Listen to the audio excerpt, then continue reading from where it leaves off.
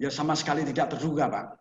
Karena ya mungkin selama saya di Boja ini hampir 60 tahun lebih, ya belum pernah kejadian seperti ini. Hingga memang tidak ada persiapan sama sekali. Pokoknya ya pembuatan pembuangan air itu kanan kiri kan sesuai kemampuan yang terbiasa yang ada. Sehingga di luar dugaan ternyata hujan begitu deras, semua selokan kanan kiri ya nggak ada, tidak bisa muat ya, akhirnya larinya kemana saja di air, mencari jalannya gitu.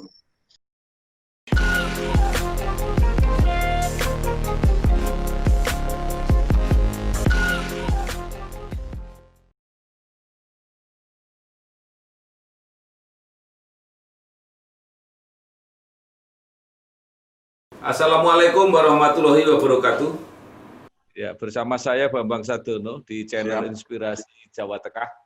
Channel yang mudah-mudahan bisa memberi inspirasi, memberi motivasi, edukasi, informasi, dan syukur membantu mencari solusi. Siap. Kita akan bercerita, mencoba mencari cerita di balik banjir bandang di Boja, Kabupaten Kendal. Kalau Pantura banjir mungkin bukan berita baru di Jawa Tengah. Kendal banjir juga sudah biasa. Bahkan ada lagu Waljina yang syairnya berbunyi, Kendal kali ini banjir, ojo semulang yang ora dipikir. Gitu. Tetapi kalau Boja, salah satu kecamatan di Kendal yang letaknya agak tinggi, banjir itu pasti luar biasa. Pasti banjirnya banjir bandang, air yang lewat tidak begitu lama, jadi cepat sekali. Ya. Namun banjir bandang yang terjadi pada hari Kamis 19 malam, Pak ya, Kamis 19 November malam hari, bukan hanya luar biasa, tetapi membawa korban jiwa. 2 korban yang merupakan bapak dan anak warga desa Kedungsari, Kecamatan Singorojo, Kendal, yang sedang melewati Dusun Duet, Desa Bebengan, hanyut terbawa banjir bandang tersebut. Namanya Pak Rudi dan putranya namanya Nadia Ruli.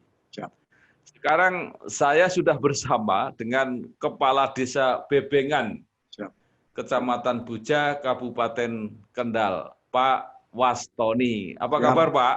Alhamdulillah, baik-baik, Bapak. Nah, itu cerita tentang banjir kan sudah diketahui oleh banyak orang. Saya hanya ingin memperjelas saja. Itu ada hal-hal yang saya ingin tahu. Pertama, waktu kejadian, apakah memang tidak banyak orang yang lewat?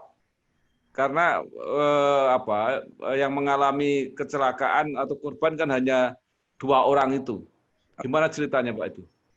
Ya, Bapak. Izin lebih dahulu sebelum merujuk kepada korban, perlu kami laporkan bahwa kejadian ini memang sangat-sangat langka, dan ini kelihatannya saya di Bebengan hampir puluh tahun ini, baru kemarin tanggal 19 hari Kamis sore malam Jumat, memang hujan itu dimulai kurang setelah batu asar.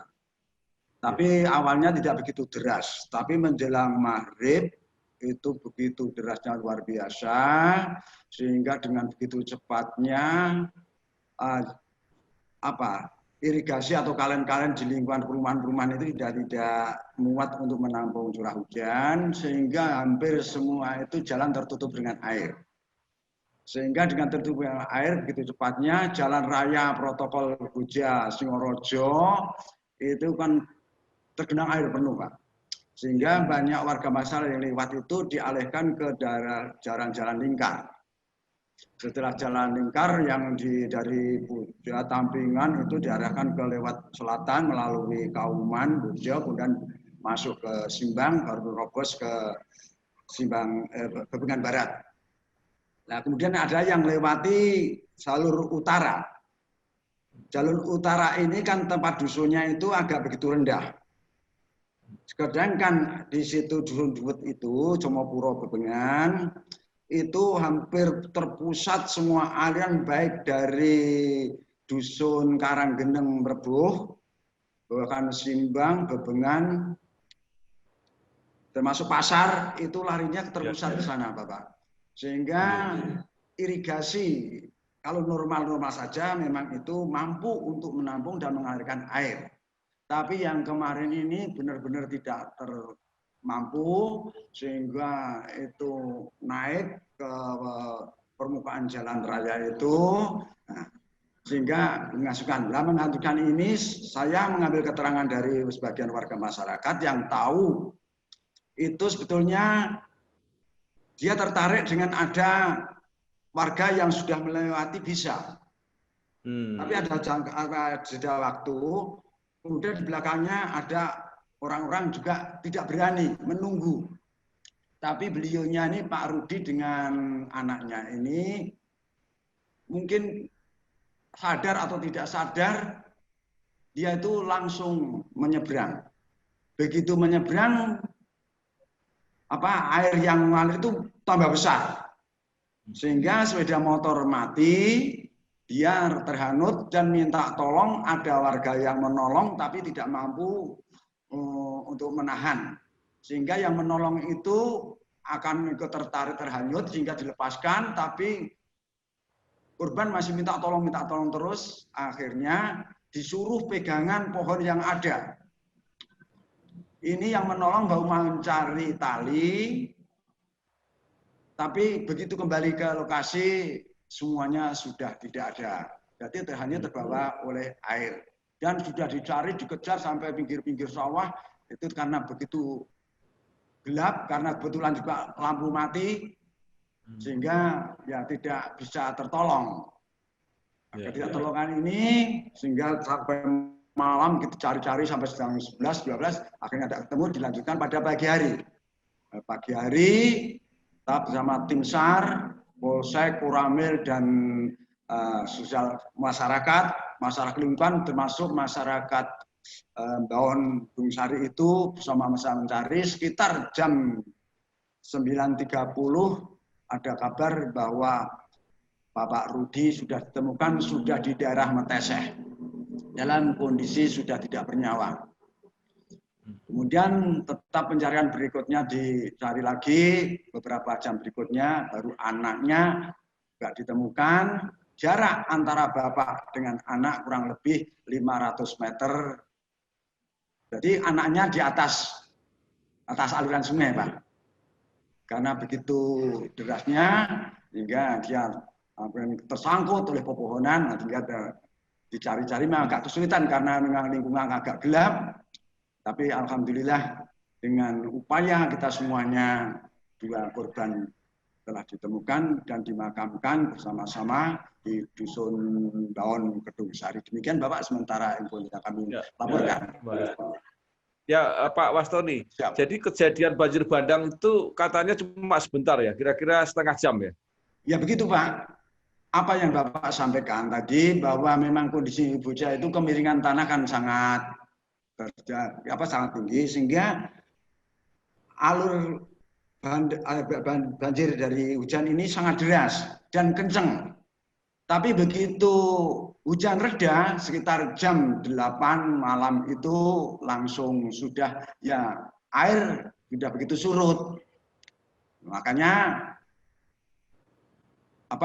pencarian di waktu malam itu bisa berlanjut sampai tengah malam karena memang begitu hujan reda air pun juga begitu surut begitu Bapak.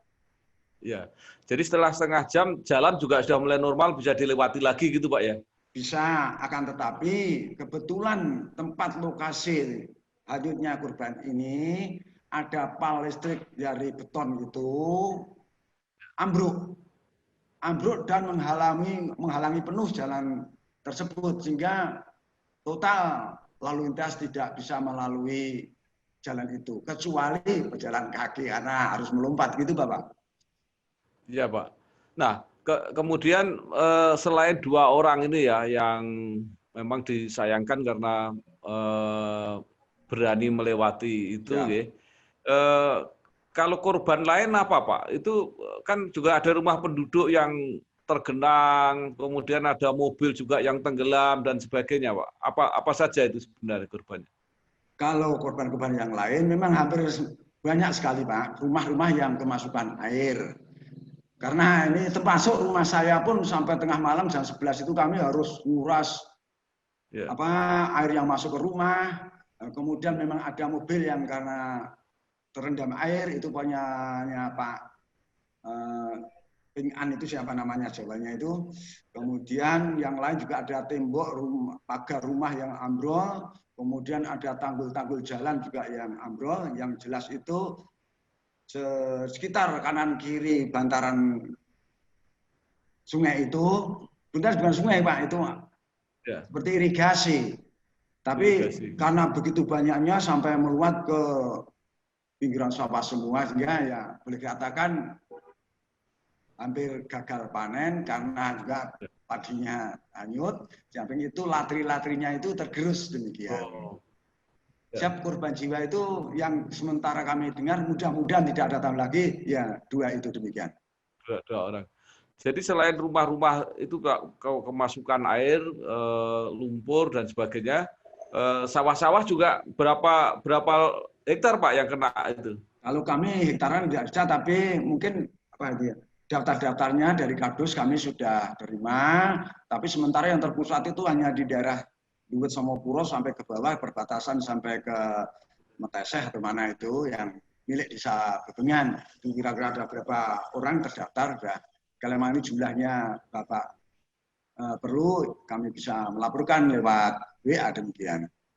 Ya, itu ketika masuk rumah itu air sampai berapa meter Pak? Itu bervariasi Bapak. Itu yang sebelah barat balai desa itu teman Bapak Sugianto itu hampir sampai ke belakang itu sampai 1 dada, setinggi dada. Tapi karena itu dari rumah belakang, sampai temboknya dijebol karena tidak mampu. Tapi kalau tempat saya rumah belakang itu hanya 1 lutut, ya ada tip, ada radio itu bisa tidak tenggelam tapi hanya separuh saja. Tapi kan tidak ketahui ya. Akhirnya bisa belum bisa mencoba rusak atau tidak. Yang lainnya hampir serupa. Tinggal nanti kalau sebelah utara Jalan Raya Bebengan Bojo Singorojo itu yang sebelah utaranya rata-rata tinggi yang tergenangnya air. Tapi yang sebelah selatannya karena masih agak tinggi, ya tempat saya itu ya rata-rata hanya 1 lutut demikian. Dan masuk jalan raya jalan-jalan dusun, termasuk balai desa sebagian timur ini Pak, lepas, ngelotok, kemudian jalan yang aspal itu ya ngelotok-lotok demikian Pak. Ya, jadi selain Bebengan masih ada desa-desa yang lebih parah Pak kalau gitu ya? Kalau lebih parahnya nggak ada Pak. Cuma itu yang Bojo, itu daerah Jamban ke selatan sedikit itu perumahan apa itu, karena dia kan perumahan itu di bawah jalan. Hingga memang banjirnya Kali Blorong itu tidak muat sehingga masuk ke perumahan-perumahan. Nah, kemudian ponakan saya ada yang tinggal di sana tapi tidak ikut kebanjiran karena di tepi jalan. Tapi yang di bawah itu sampai ada sepeda motor sampai hanyut. Ada 3 buah sepeda motor yang hanyut gali tapi hanya tersangkut di persawahan-persawahan. Itu yang Bojo. Tapi Bojo itu yang jalan raya itu total tidak bisa lewat untuk semua kendaraan waktu itu. Saya karena membersihkan sampah-sampah yang ada di kanan kiri, itu maksudnya apa tersumbat atau gimana, tapi ternyata memang jalan sudah tidak mampu untuk menampung air, selokan kanan kirinya, sehingga sudah antara jalan dengan selokan tadi hampir rata. Nah, sehingga memang tidak bisa diatasi demikian Bapak. Ya, Pak Wastoni, ini kan suatu pengalaman baru ya. Selamanya ini nggak pernah. Jadi berarti warga nggak pernah menduga kalau akan ada banjir seperti itu, Pak ya? Ya sama sekali tidak terduga, Pak. Karena ya mungkin selama saya di Boja ini hampir 60 tahun lebih, belum pernah kejadian seperti ini. Hingga memang tidak ada persiapan sama sekali. Pokoknya ya pembuatan pembuangan air, itu kanan kiri kan sesuai kemampuan yang terbiasa yang ada, sehingga di luar dugaan ternyata hujan begitu deras, semua selokan kanan kiri ya nggak ada, tidak bisa muat ya, akhirnya larinya kemana saja di air, mencari jalannya gitu. Ya. Jadi warga berarti waktu itu panik sekali Pak ya menghadapi itu. Ya di samping panik, tapi kan apa ya Pak, tidak banyak mengatasi rumah masing-masing. Ya.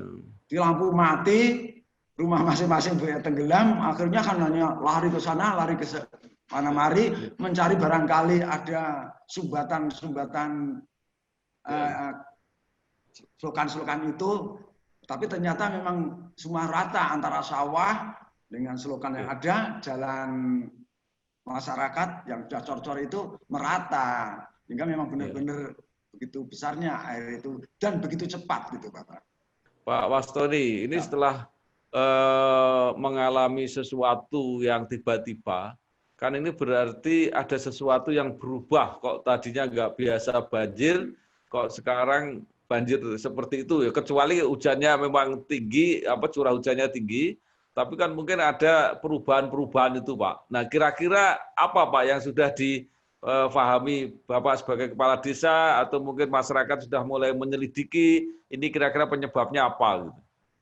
Ya, memang itu perkembangan kebutuhan dan kebutuhan masyarakat. Masyarakat di desa itu hampir apa ya, secara bangun pun jarang menganalisa atau melihat kondisi. Yang penting ini rumah saya dibangun dengan bahasa kulonannya semau gue. Ya, di samping itu ada apa yang dulu waktu saya kecil di perbatasan Pasar Bojo dengan Bebengan. Di situ ada kalen, waktu saya sekolah SD itu ada kalen yang besar mengalir. Dan sekarang itu sudah berubah bentuk, semuanya di atasnya kalen besar itu sudah didirikan bangunan-bangunan semuanya. Barangkali kalen itu masih, tapi tentunya tidak bisa merawat atau membersihkan kotoran yang menghambat atau menyumbat kalen-kalen tersebut. Setelah lepas dari di atas rumahnya, arah ke Somopuro, ke makam itu, di sana sudah banyak perumahan-perumahan.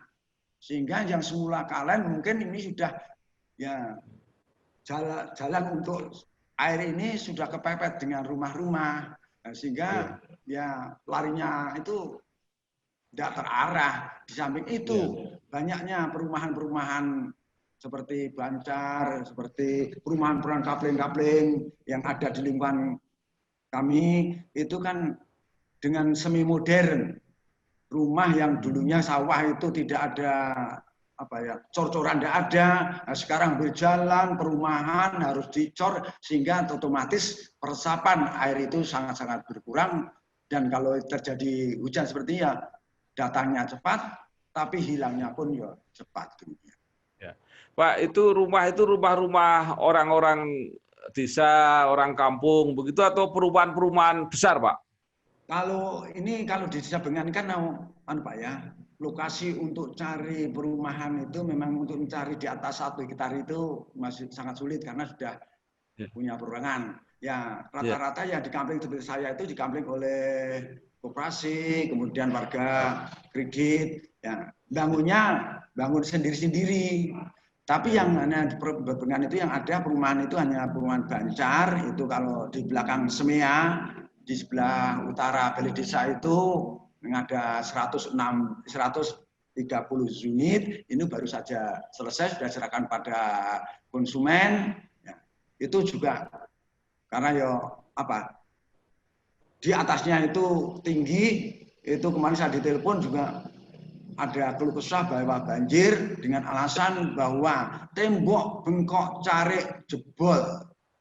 Tapi kan saja ini bukan jebol atau tidak jebolnya. Memang kondisi saat ini curah hujan begitu deras dan debit air yang begitu banyak, termasuk rumah saya, rumah lingkungan saya pada kemasukan air. Ya nanti kita tunggu saja kalau memang itu ada jebolnya dari mana. Nah kalau tapi jebolnya kok bengkok bisa kemudian dibebankan desa ya terus terang sementara tidak ada anggaran untuk membenteng bengkoknya carik saya gitu. Ya. Baik Pak, terakhir pertanyaan saya. Ya. ini setelah ada kejadian ini, banjir bandang ini kan membuktikan bahwa daerah situ bisa terjadi. Siap. Juga bisa berulang karena ini masih musim hujan. Ini bagaimana persiapan warga, Pak? Nah, sementara kami persiapan belum itu kami kondisikan dan dia mengajak kepada warga untuk bersama-sama untuk mengatasi kemungkinan akan terjadi terulang kembali. Ya, kami mungkin akan memulai dari pembenahan lingkungan. Mungkin pembuangan sampah tidak sembarang, kemudian penebangan pohon, apabila ada ranting-ranting berduri, ya jangan dimasukkan ke kalen.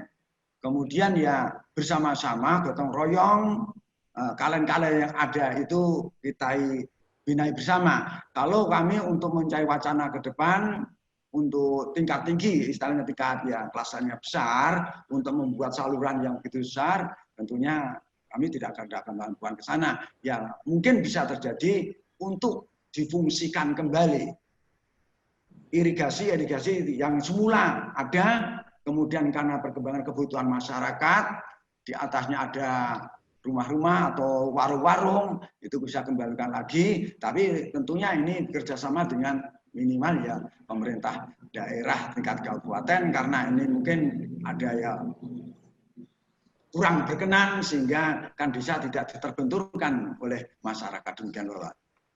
Ya, baik. Terima kasih Pak Wastoni, Kepala Desa Bebengan, Kecamatan Boja, Kabupaten Kendal. Mudah-mudahan banjir bandang tidak terulang dan masyarakat punya persiapan kalau seandainya kejadian itu datang kembali. Siap. Terima kasih Pak. Wassalamualaikum warahmatullahi wabarakatuh. Waalaikumsalam warahmatullahi wabarakatuh. Terima kasih kembali juga Bapak. Mudah-mudahan kita ketemu kembali. Di Semarang, salah seorang warga yang aktif menjadi pegiat media baru atau YouTuber adalah Bambang Sadono, mantan anggota DPR RI periode 2004-2009 dan anggota MPR periode 2014-2019. Sosok yang pernah malang melintang di dunia pers ini aktif membuat konten edukasi politik dan promosi kebudayaan yang disiarkan lewat kanal YouTube-nya Inspirasi Jateng dan Inspirasi Bangsa. Konten yang ia unggah pun mendapat respon positif dan animo yang cukup besar dari masyarakat Jawa Tengah.